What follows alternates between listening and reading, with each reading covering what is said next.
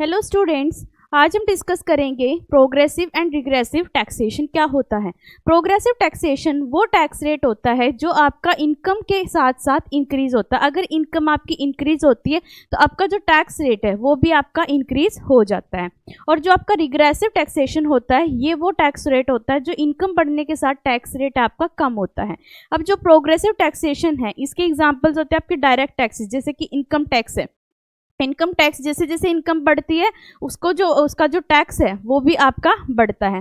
अब जो आपका प्रोग्रेसिव टैक्सेशन है ये आपका पुअर को बेटर ऑफ बनाता है, बिकॉज इसमें जो रिच का लार्ज पोर्शन है वो एज ए टैक्स कैलकुलेट किया जाता है। यानी कि इसका जो बर्डन है पुअर पे कम आता है, क्योंकि जैसे जैसे इनकम बढ़ती है वैसे वैसे आपका टैक्स रेट है इंक्रीज होता है।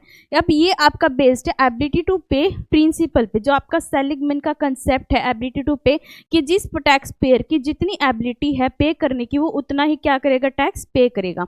अब जो आपका रिग्रेसिव है ये हमने बात की कि टैक्स रेट जो आपका कम होता है इनकम इंक्रीज होने के साथ, यानी कि यहाँ पर जो आपका टैक्स होता है वो आपका लार्ज पोर्शन जो है पुअर की इनकम का उस फॉर्म में आपका जो टैक्स रेवेन्यू यहाँ पे कैलकुलेट होता है।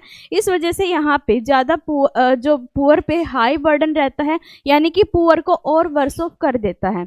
ठीक है, जैसे आपके इनडायरेक्ट टैक्सेस होते हैं, जीएसटी है, सेल्स टैक्स है। ठीक है, अब ये आपकी जो इनकम इनइक्वालिटी है उसको बढ़ा देता है, यानी कि the gap between the rich and poor वो आपका इंक्रीज हो जाता है रिग्रेसिव टैक्सेशन में, और आपका जो गैप है वो रिच और पुअर के बीच का आपका कम होता है प्रोग्रेसिव टैक्सेशन में। Thank you so much.